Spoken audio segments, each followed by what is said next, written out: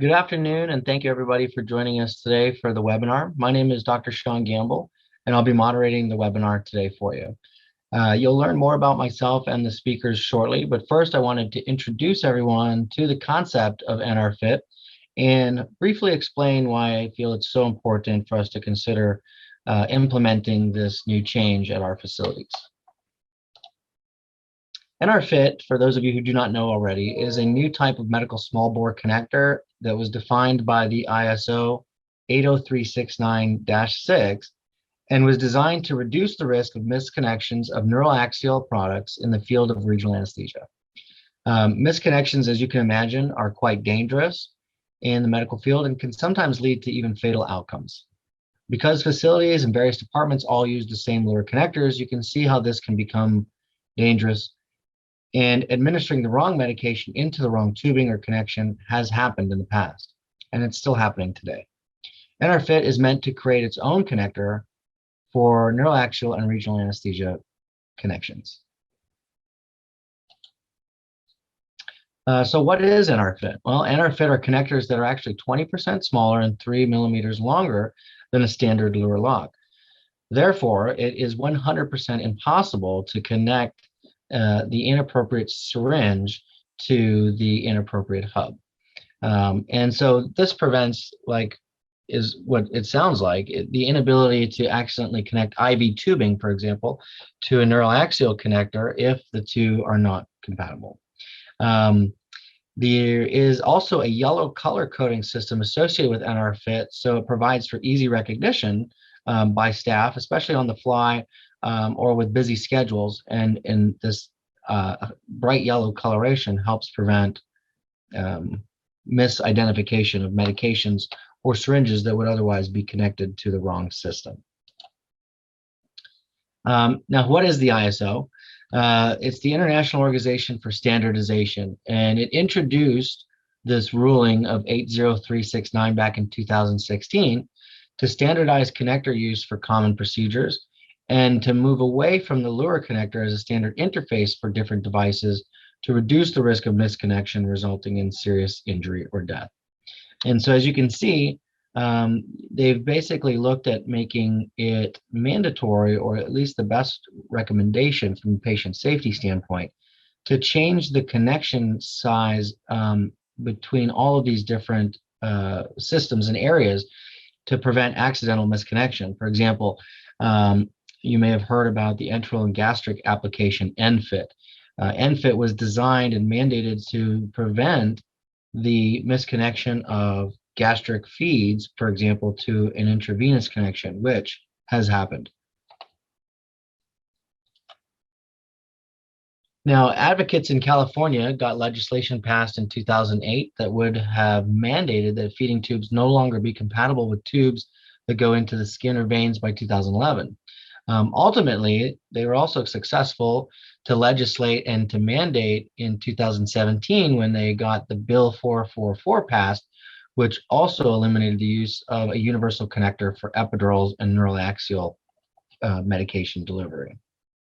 And that's what we're here to talk about today, which is the NRFit system.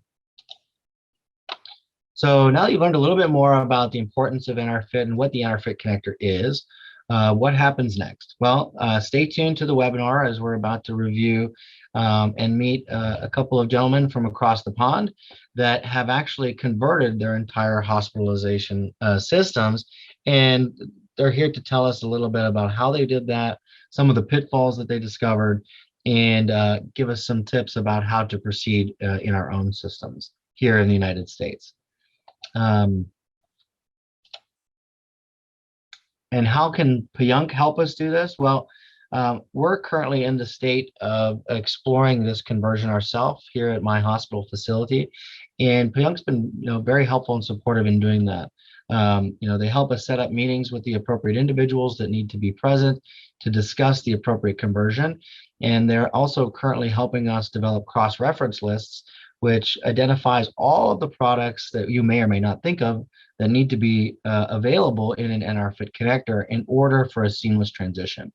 They've also got training tools that we're going to be taking advantage of, and tons of support and resources that will be available to you in your facilities should you decide, like us, make the switch. So with that said, I'd like to introduce our speakers today who are graciously joining us from across the Atlantic Ocean. Our first presenter is Dr. Robert Zanner. Dr. Zanner studied medicine at the Technical University of Munich Medical School in Germany. As part of his training, Dr. Zanner actually came to the United States, completing portions of his medical education at the University of California at Los Angeles, and then at the Mayo Clinic here in Scottsdale. Following his graduation, he completed training in anesthesiology, intensive care, and emergency medicine with the Department of Anesthesia and Intensive Care at the Technical University of Munich. Currently, Dr. Zanner practices at the Technical University of Munich, and his clinical interests include patient safety, regional anesthesia, and simulation for education in anesthesia. He has a research focus on EEG-based anesthesia monitoring mechanisms and mechanisms of anesthetic-induced loss of consciousness. Thank you very much for joining us today, Dr. Zanner. Our second speaker this afternoon is Dr. Carl Hillerman. Dr. Hillerman is a consultant anesthesiologist at the University Hospitals Coventry and Warwickshire NHS Trust in the UK and has been with them since 2004. Originally, he was born in South Africa and completed undergraduate studies at the University of Pretoria. Following his initial training in anesthesia in South Africa, he moved to the UK, where he completed his training, and he is the current clinical lead for acute pain, regional anesthesia, and simulation at his facility. His special interests in research include both regional anesthesia and pain medicine, with a focus on the use of regional anesthesia in trauma, in particular for pain management chest trauma. Dr. Hillerman is also the primary examiner at the Royal College of Anesthetists and chairman of the MCQ exam. Thank you for joining us as well today, Dr. Hillerman. And without further ado, Dr. Zanner, I'd like to turn the floor over to you to begin today's webinar.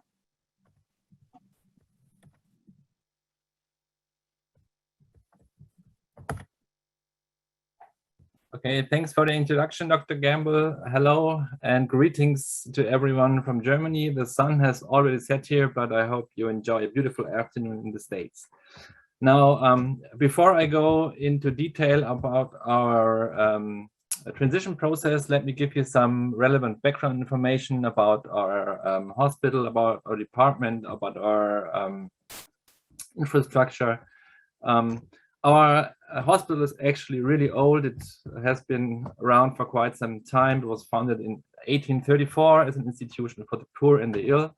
And in the late 1960s, when the numbers of med students in Munich were growing, the government decided to found a second medical faculty, and our hospital became University Hospital and was growing ever since.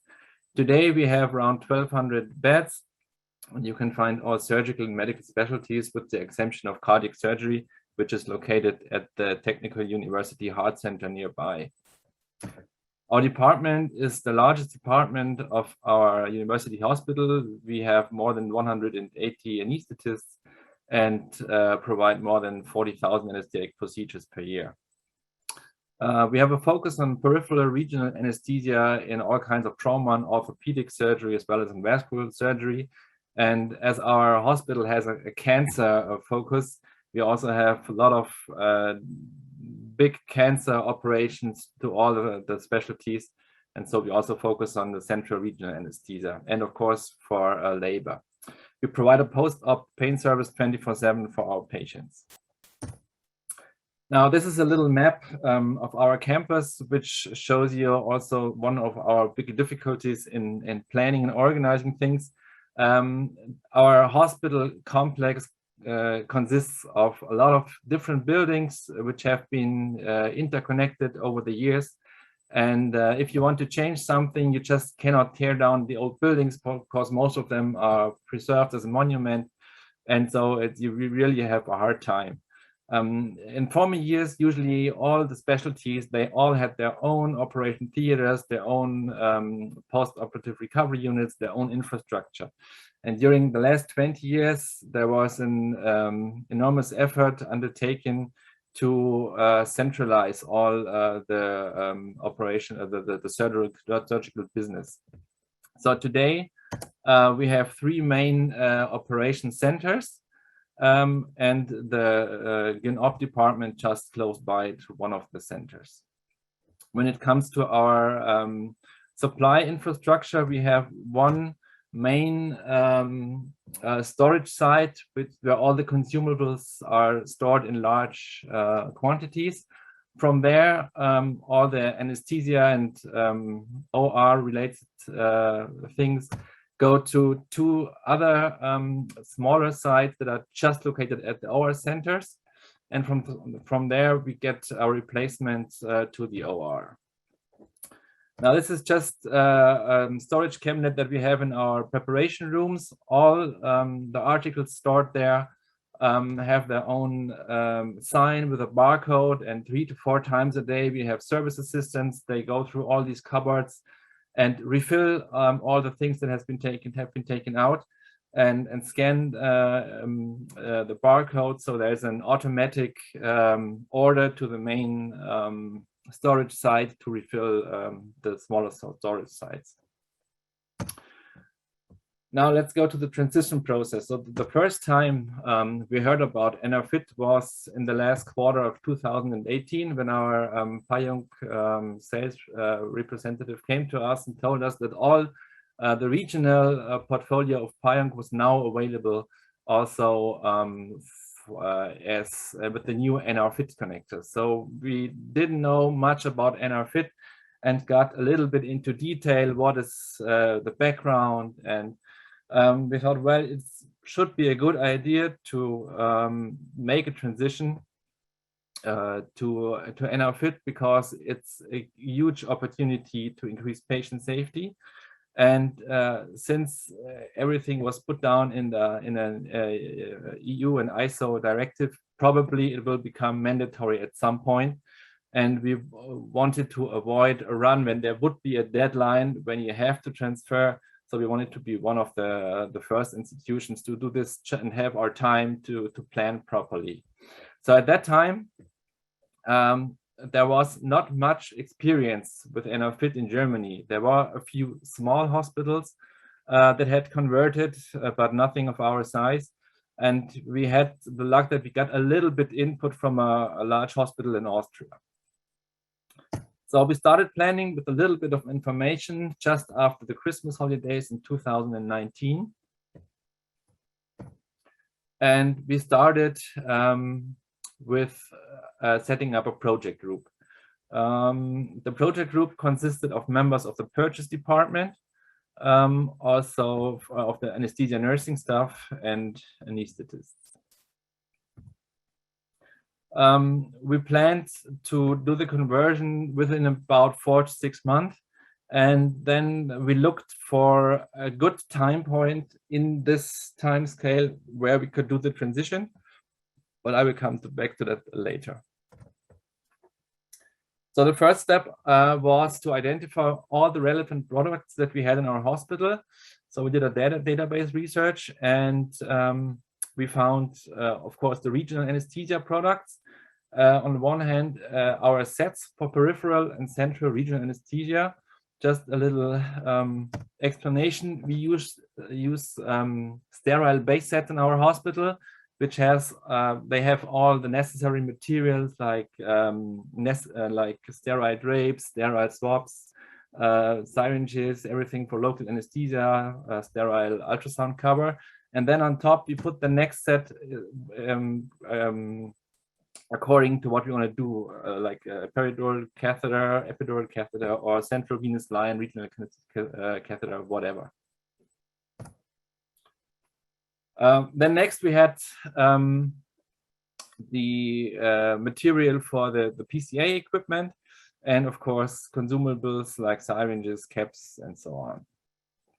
We also looked in other departments, for example, neurology, because they do lumbar punctures and need materials.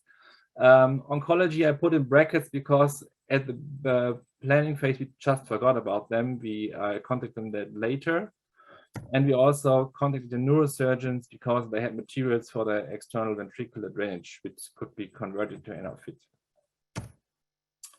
So the next step was to check if we have NRFit alternatives available for all these products.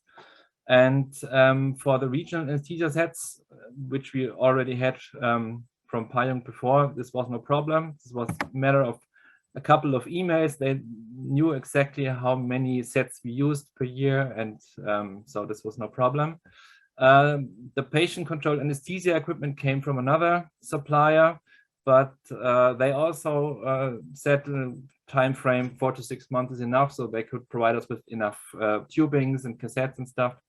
And the third manufacturer of our consumables was surprised because they never thought that anyone would convert to NRFit at that time. And they said that they need at least half a year to get the large quantities that we needed. So we didn't want to postpone our transition. So in the meantime, we got our consumables from PAJUNK. Our neurologists, they didn't want to transfer to NRFit because they said they don't put anything in, they just drain liquor, so there is no risk of mixing something up. And the materials for our neurosurgeons for external ventricular drainage was not available at that time as NRFit. Then we got test samples for all of these, for all the available products, and tested them, and we couldn't find any difference in using them with the Luer equipment. So then we started a big information campaign that everybody who was involved in the transition was also informed of what we're going to do, what was the background, and all the warehouse personnel was informed by our purchasing department, our doctors and nursing staff. They all had lectures about NRFit and the background, and we were also provided with posters of relevant information from PAJUNK, which we could put up at an intensive care unit or in our ORs. And we also had the opportunity to use an online training from PAJUNK, which we could tailor to our needs, and everybody could use this online training and get a certificate at the end. And of course, we informed the labor room staff, especially the midwife, because usually they provide us with the materials when we go there. Okay, when it comes to realization, I told you that we were looking for a perfect time point in this 4 to 6 month time frame, and we found the Easter holidays to be probably the most suitable time point, because in Germany we have four days off in a row. There's no regular OR schedule. And so we have a long time where we can decrease the use of our Luer materials and start with the new NRFit connectors. So our plan was to use the Luer sets until Thursday and start on Friday, with NRFit. So all the catheters that were placed until Friday with the Luer systems, or at least most of them, should be already removed by Tuesday. So in the storage, in our large storage warehouse, we had both Luer and NRFit available for several times. We also already got it earlier before the transition point, so that everything was in place. And we also had an agreement with our manufacturers that they would take back all the Luer equipment that we didn't use. In the storage locations just at the OR centers, we stored until Thursday the regular Luer equipment, and then transitioned in the night to NRFit. We kept just a few Luer sets just in case. And in the operation rooms, we used the Luer equipment until the end of Thursday, and on Friday we started just using NRFit exclusively.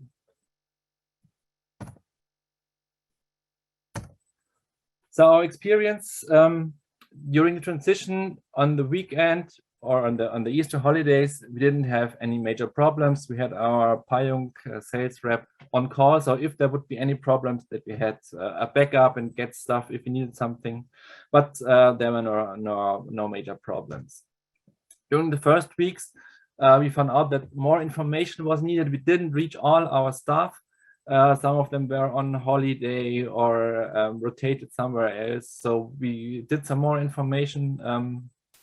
There was one program with our infusion pumps, because they are capable of using all kinds of different syringes, but they were programmed for whatever reason to just accept one kind of Luer syringe. So we had to reprogram them, which took a little time for a few hundred of pumps.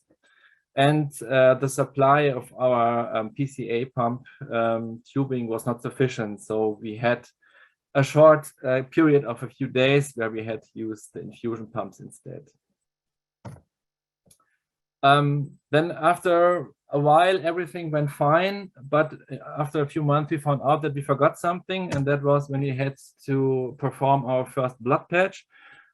Because we didn't have any NRFit equipment to draw blood from the vein and inject it directly back there. And of course, it's no good idea to use Luer to draw blood and put in another syringe and then inject the blood. But we found a good solution with a butterfly and an NRFit connector, which we are now using. So in summary, I can tell you that proper planning reduces the stress level. Input from others is helpful if there is any input that you can get. Most important is that you know your local circumstances. Every hospital has a different infrastructure, and you just have to know everything about that. And you have always to have a plan B if there's something you forgot and something that might go wrong, and then everything should go well. So at the end, I would like to thank our whole team, Svetlana Springer and Sandra Baumann from our purchase department, Steve Brachwitz from the nursing staff, and Thomas Wilhelm, our PAJUNK sales rep, who really did a great job in supporting us there. If you have any questions that we cannot get to at the end of the session, don't hesitate to contact me, send me an email, send me a note, and I will try to get back to you and answer your question. Now I'm the end of my talk, and I would like to hand over the virtual microphone to Dr. Hillermann. Thank you, Dr. Zanner. I'm just sharing my screen. There we go. Yes, and I welcome everybody. I think it's good morning to you. It's nearly dark where I am too. After a day at work, it's good to be speaking to you across the Atlantic. I'm based, as Sean said, in Coventry, which is in the Midlands, about 1.5 hours north of London. And that's the institution I work in. It's from a capacity size, it's very similar to the institution that Dr. Zanner works in. We've got about 1,200 beds. The good thing is it's all on one campus.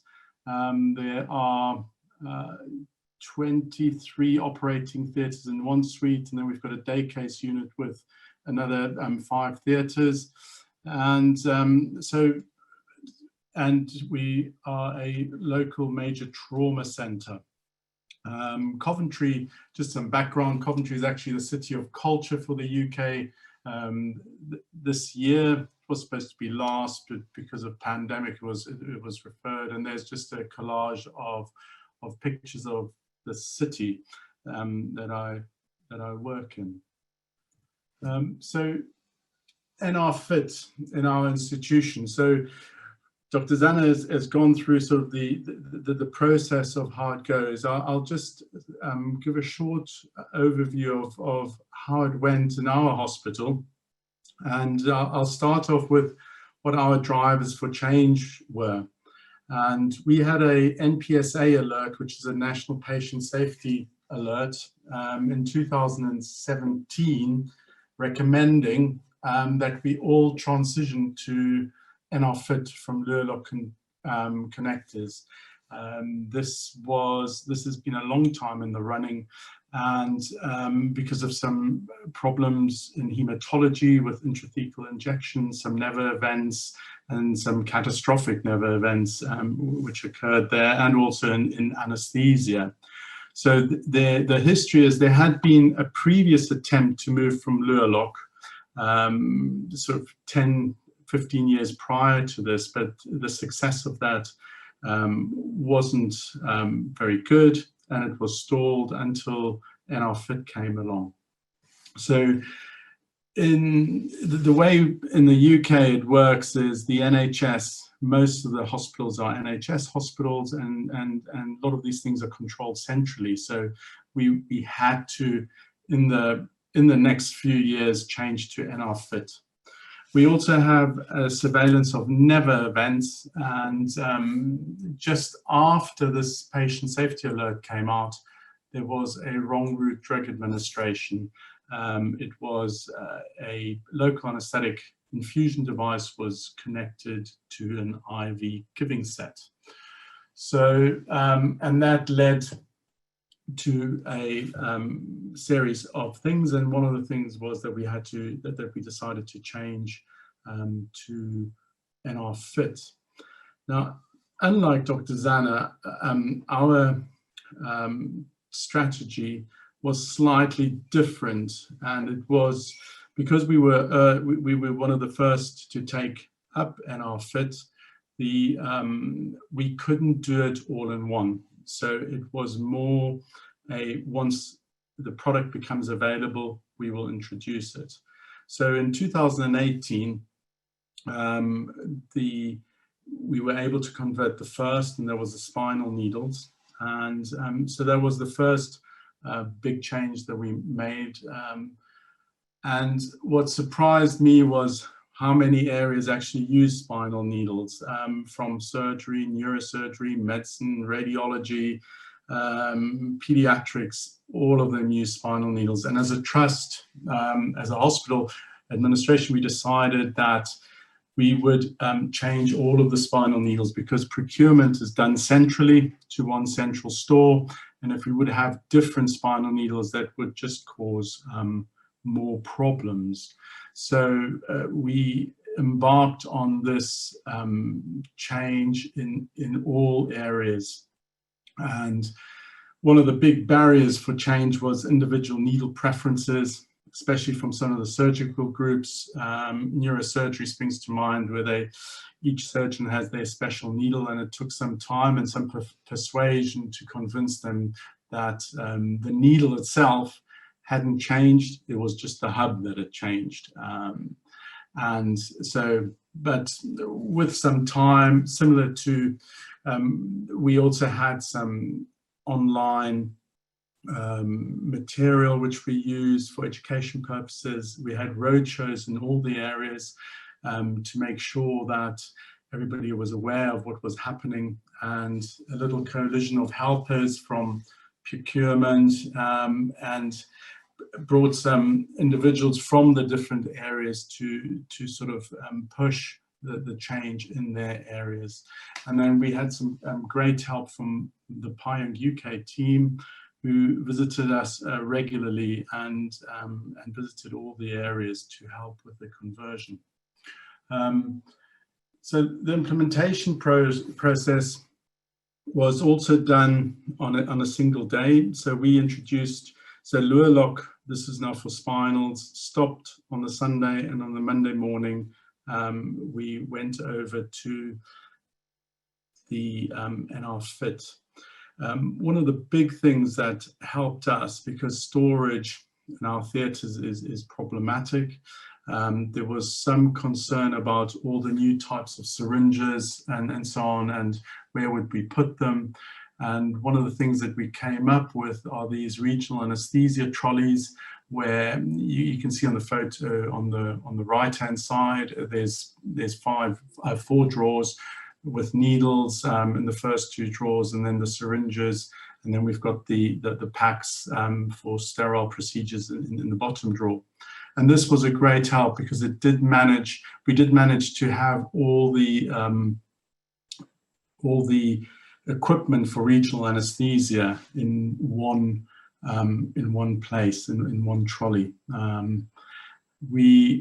In the initial implementation period, we had daily implementation debriefs after the day to make sure everything is is working well, and there was great cooperation from our medical stores department. And again, during the transition program on that Monday, the PAJUNK team was there.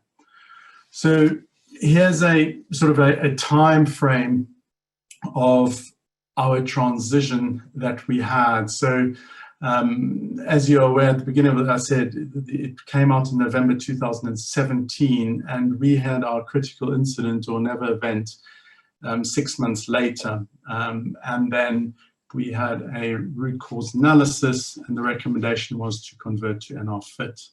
And from June 2018, 3 months later, at the beginning of October, we implemented the spinal needle. And then we wanted to do spinal needles and single shot regional needles at once, but there was a problem with supply. So we let that go to the first week in January 2019, when we did the single shot spinal needles. Subsequent to that, you'll see there's a big lag, about 18 months, where we had a issue and we couldn't convert to the epidural and continuous catheters, continuous nerve catheters. This was, the needles and the kit was available. However, our supplier of the infusion devices, that connection from the infusion device to the catheter was problematic, and the company hadn't produced the connection, so we could not implement epidural needles until October 2020. We tried on 3 occasions, and every time it was ready, but then it didn't materialize, the infusion sort of connections. Then we had another critical incident, this time in labor ward, another wrong route drug administration in July 2020. And with that, we were able to put some pressure on the company, and they managed to get us the infusion connectors. In October last year, we implemented the continuous epidural with the NRFit. And subsequently, in this year, we managed to convert the final, which was the continuous nerve catheters, to NRFit. So as you can see, it wasn't that smooth a process, and it took time, and it was particularly took time because we couldn't get those connectors. Otherwise, the plan originally was also to do it all in a short space of time. So reflecting back on how we did it, I think what could have been better is the time frame. It took time to do it, and sort of we had to be. It took another critical event or to sort of push the company to get the infusion device out. So so that's in the planning, and the giving set NRFit compatibility is a problem, and that's just one thing. When you change over, you have to be aware of this and make sure that they are available. What went well, I think it was that there have been no further serious untoward incidents with this, and there was no untoward incidents during the process of changeover. I think having the separate trolleys, making sure that there's that the syringes and everything are kept together, has improved that, and to make sure that there's no issues like doing the spinal and not having the correct syringe there. It's also been an advertisement for regional anesthesia in a way. We've got those trolleys now, everybody is aware of it, through this whole hospital-wide campaign. More and more people have become aware of regional anesthesia. So as a sort of the side effect of the whole process, regional anesthesia is really come to the fore, and we've actually increased the amount of regional anesthesia that we are doing. And the other thing that I can't stress is to get industry support. They're great help to make sure that, and having contact with them is very good, because you can ensure that the supply lines are all open. And I'd like to thank them again, PAJUNK UK, for helping us through this. That's the end of my talk. If some questions are not, if we can't answer all questions, you can send questions to me via Twitter or email. And then before I hand over to Sean, I just have to, you can also get a poster from PAJUNK UK, write the details down, get in touch, and they'll send you one of these posters. Okay, that's it, Sean. Thank you very much, Dr. Hillerman, Dr. Zanner. Great information, and hopefully we'll have some great conversation and questions. We're going to open that up in just a moment. I'd also like to just take a minute and thank ASRA as well as PAJUNK for coming together and putting this webinar together for us. Like you, we're at the initial phase at looking at doing this system and this conversion, and so I have a lot of questions, and hopefully there's some good questions coming through. In order to answer those questions, go ahead and place them into the Q&A box, and we'll sort through them. And any questions that don't get answered, we can have them summarized later on, or you can always connect with our speakers directly. Guys, just off the top of my head, I wanted to ask you both, having gone through the process and being at the initial phases now, where we're currently looking at auditing sort of all of the materials and all of the departments that would be involved, it sounds like the two of you came at this from a slightly different approach. At your facilities, who was the champion for you guys that sort of kept everybody together and brought all of the appropriate parties together during this process? Was it you individuals, or was it other individuals in your facilities?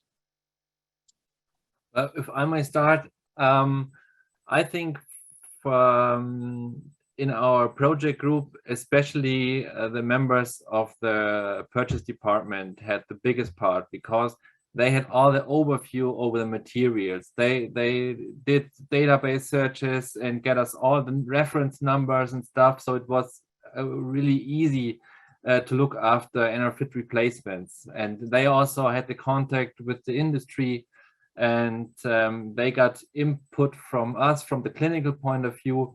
And so it was, they were the center of the transition process, I guess.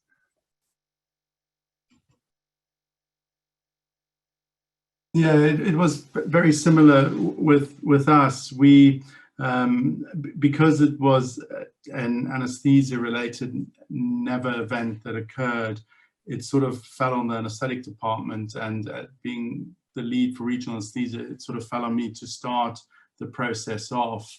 But it's the same as with Dr. Zanner. In the end, it's a big team effort, and procurement department, or in our hospital, they know exactly where the equipment goes and so on. So they knew which areas use it and the quantities of what is being used. And it was a collaboration attempt between everybody involved, really, to get the initial thing off the ground. Okay, thank you. A couple of questions that are coming in.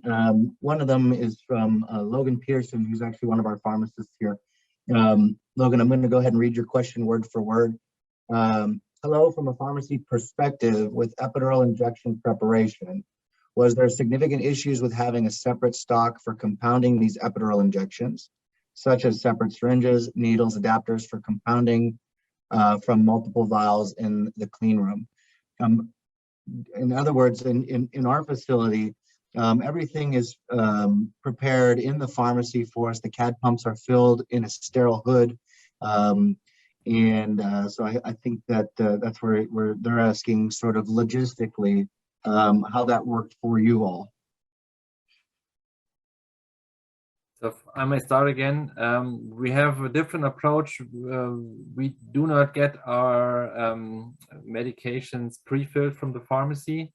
So when we place an epidural catheter, the physician who does the procedure also prepares the mix when he is completely sterile, just in the OR preparation room. So therefore, we don't have any issue with that.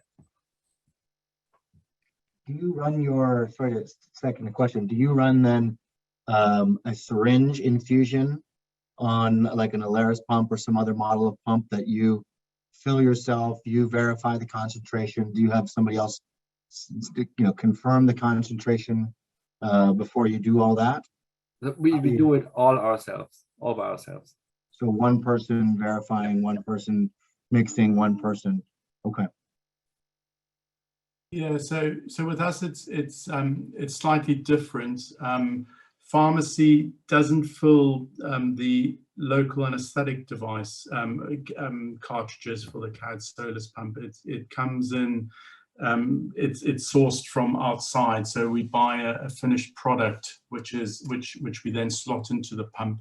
So they didn't have to make it up in pharmacy. I know, however, that they do make up some of the chemotherapy drugs for hematology. So they and they also have their own store and supply of needles and syringes. As far as I know, it's not a big problem. The needles or the syringes had to specially be tested for that, and they got their CE mark and so on for that. And it doesn't seem to be a problem that pharmacy now that they ever run out of these. They just know that they're there. I think even initially there wasn't a problem with stock at all. We used to make up our own infusion devices for the continuous nerve catheters, but that's also been outsourced. So the finished product comes to us and we just then need to connect it. The one downside is that they're all the same concentration, so we can't increase the concentration or decrease the concentration, and it's all just levo bupivacaine that we get. So there is no problem in sourcing those either. Gotcha. And I know in speaking with our own local rep, we understand that we're able to acquire all of the appropriate sort of syringe sizes as well as the CAD and conversion to the NRFit catheter. Do either of you use CAD pumps? Yeah. You do. So the CAD pump has an NRFit connector that connects to NRFit tubing that connects to the NRFit. Gotcha. Thank you. Another question that came in from Jen Burblock. What is the biggest obstacle? I know you guys have touched on several things. What is the biggest obstacle that you faced throughout this process?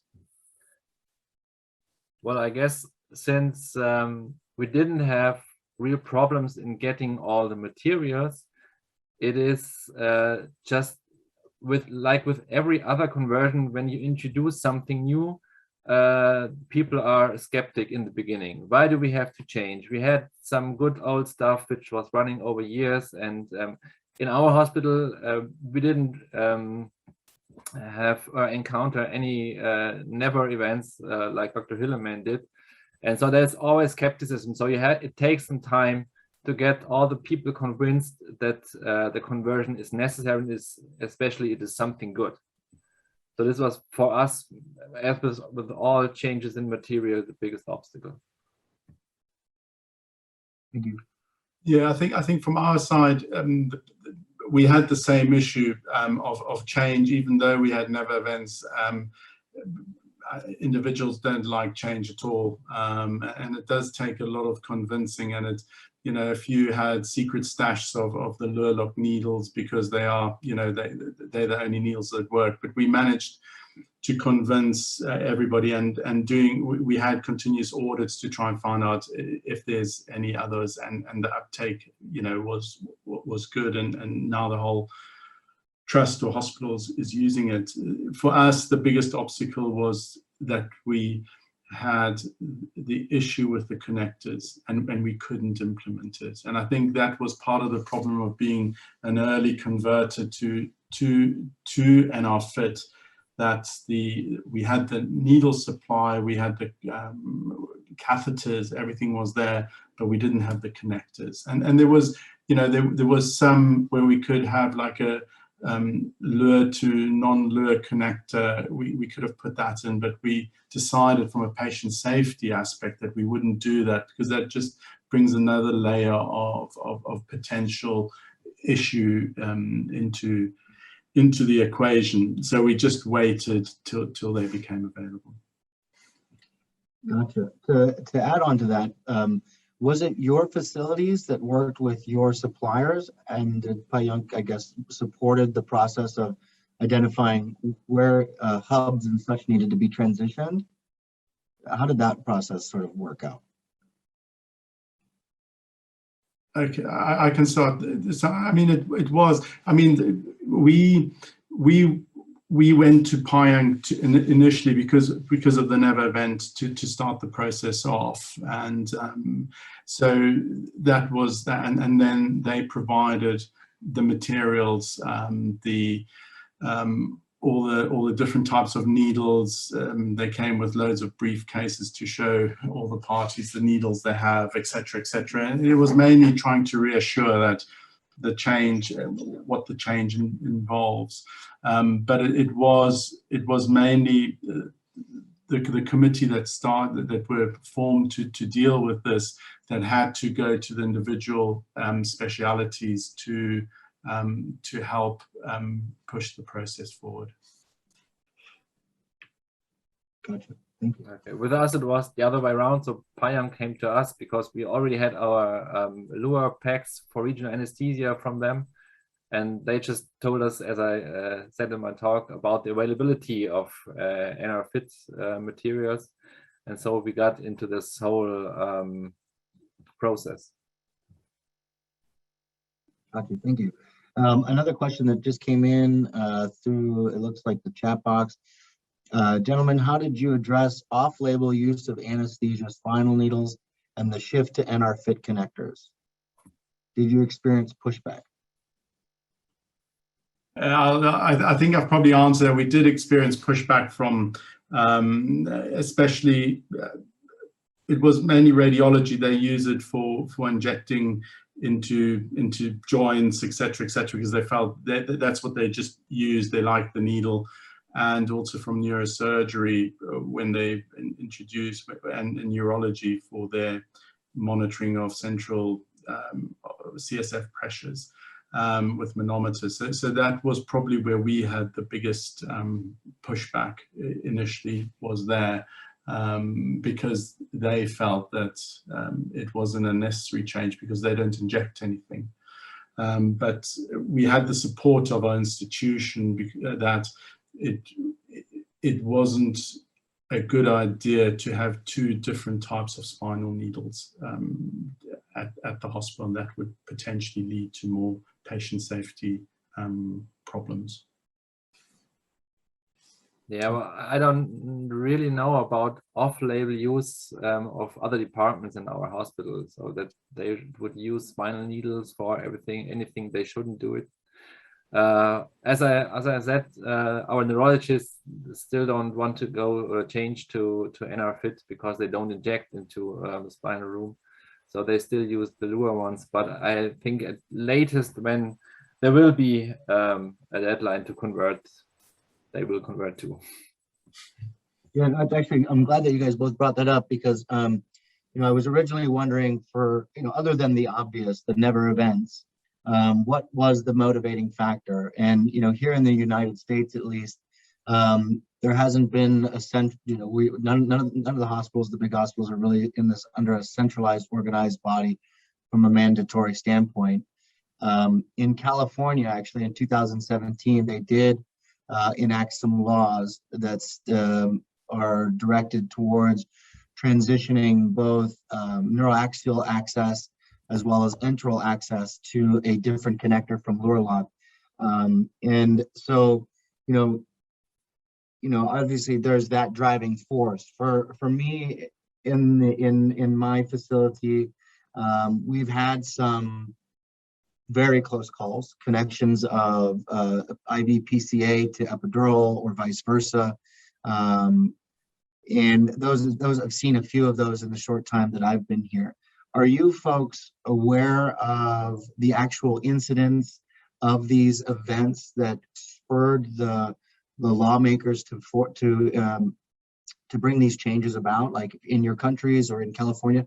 For example, we in America, we have the Closed Claims Project since 1984, which tracks these anesthesia-related events and outcomes. And so we have an idea of the incidents, but I wondered if you all knew how often these types of misconnections are occurring and what frequency and severity. We have the National Patient Safety Agency, NPSA, so they look at all these. There's also because it's our organizations work slightly differently because there's central control, so we have to report these never events or these misconnections. So it's driven from that. I can't off the top of my head say what the numbers. I just know from the numbers in our institution over the last 4 years how many we've had, and they were near misses rather than it was connected but only connected for 2 minutes or something before it. But for us that is a never event because of the potential harm. But on a national level, I'm not quite sure. We have the same with in ITU with the enteral feeding. That's all a different connector now. So so enteral and peripheral nerve or epidurals are all now different connectors. But it's from a central. There's no timeline as to when all the hospitals have to have been converted. I know that I spoke to some, in regional anesthesia, it's probably more than 50% of the hospitals have now converted their regional anesthesia to NRFit. Yeah, I don't know of any organization on a national level in Germany too, which is evaluating all the incidents. Of course, we have a hospital-wide system to get information all about that. But there have been so many never events which were in the press, where a patient died because of misconnections, and I guess this is force enough just to get out this European Union directive or ISO, which regulates all these different connectors, because there have been several never events, and I think this is the driving force. Yeah, no, I think that like you, Dr. Zanner, I'd like to be ahead of the curve on this situation. I think it's an inevitable thing that's coming. We're seeing it in California already with their law being passed, and they do have. I think with COVID, things didn't get as enforced as they will have been or will be, but we'd like to certainly be ahead of the curve. And for me, just seeing the close calls that we did. And to think of what the outcome could have been was scary enough for us to obviously get invested. One question that you had brought up that I wanted to ask about and how you overcame the blood patch issue. Can you go into that? Because you're right, it would be quite cumbersome to have specific tubing for an IV access to then transfer that immediately into the epidural space. And then you've got sub nuances when you deal with folks that I've done a very interesting blood patch on a Jehovah's Witness patient that the only way they would allow us to do it was direct connection from the arterial line to the epidural space. We couldn't even put it in a syringe, so that's a whole nother subset of problems there. But how did you overcome that issue? Well, as I said in my talk, we experienced this event just a couple of months after we transitioned, and the first thing we did was we contacted PAJUNK, and they sent us. They have a blood patch kit packs, which consists of syringes with an of Luer syringes with an NRFit connector, which is put on top. And but after some searching on the internet, we found this little butterfly which already had the NRFit connector at the end. So there's nothing with an adapter you have to screw on or something like that. And you really can draw the blood into an NRFit syringe. And this is, I guess, the most easy way to overcome this problem. Okay. Yeah, we've got a pack which includes a butterfly, a syringe, all NRFit. So which comes, the UK team of PAJUNK have put together to us. So we just open a blood patch kit and it's all there for us. Now with the Jehovah's Witness, we've also had an issue previously. I'm not quite sure how we are going to overcome that yet,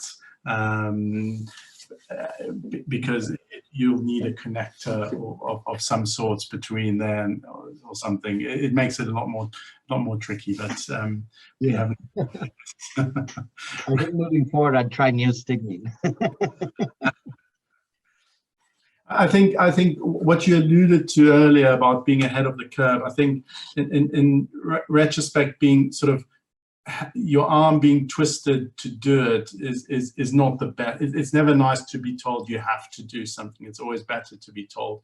But all I can say is, having converted, there hasn't been a problem with the equipment from an anesthetic perspective. You know, there's a lot of folks that are concerned that it doesn't feel the same, that all of that. There's no problem with that. It all feels exactly the same. If you use an NRFit or a non-NRFit, it's exactly the same. But I think it's the safety profile which increases in magnitude is the main driver that everybody should use and think about changing.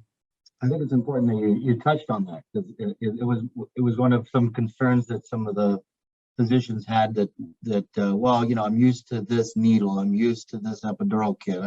What's been really nice is the customization. We have several kits that were built for us that include, you know, different prep sticks and different dressings and different things, and everybody gets into their niche, but it's the ability to swap things out pretty seamlessly for me, that and the safety aspect that it offers to prevent these catastrophic events from happening, that makes it so attractive. And like you said, I think it's important to be ahead of the curve rather than on the back end, where you're being forced to meet deadlines, etc. And if there's any other questions coming through for the speakers today, if you guys want to go ahead and post them into the Q&A now. Otherwise, I'd like to let you guys maybe give us a couple of closing statements. And again, I'd like to thank you both for your time. And I'm sure I'm going to have many questions, and we'll have many email conversations, you and I, in the future. And thanks again to American Society of Regional Anesthesia and for PAJUNK for putting this together for us. Thank you, everybody.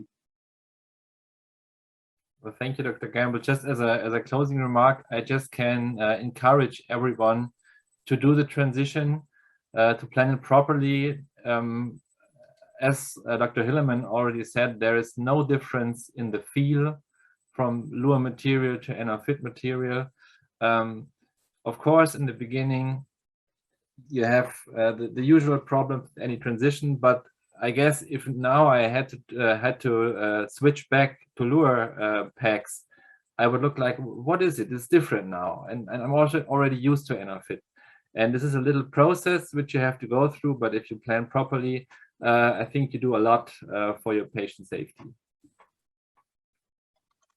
Yeah, I couldn't agree more. I think it's, you've just got to go and do it.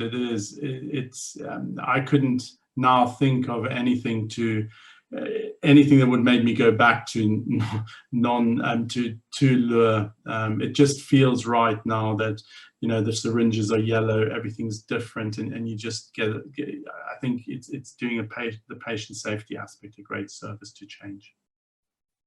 The yellow color is great too, because it's just one additional layer of, you know, like the yellow syringe goes to the yellow hub, you know, it's just an additional safety barrier. Well, thank you guys very, very much. And thank you everyone today who joined us on the webinar. For any other information, please visit www.PAJUNK.com. And if you'd like to watch this recording, it is available on their YouTube channel. That link was posted a little earlier in the chat. So you can rewatch and get any of these information or any of the emails and contacts that were released in the webinar here today. So with that said, I'd like to just thank everybody and close this out. And I hope you guys have a good rest of your evening. I know it's late there, and we'll be in touch again soon. Heidi and Paulina, thank you very much for putting this together for us. Thank you. Thank you. Thank you, everyone.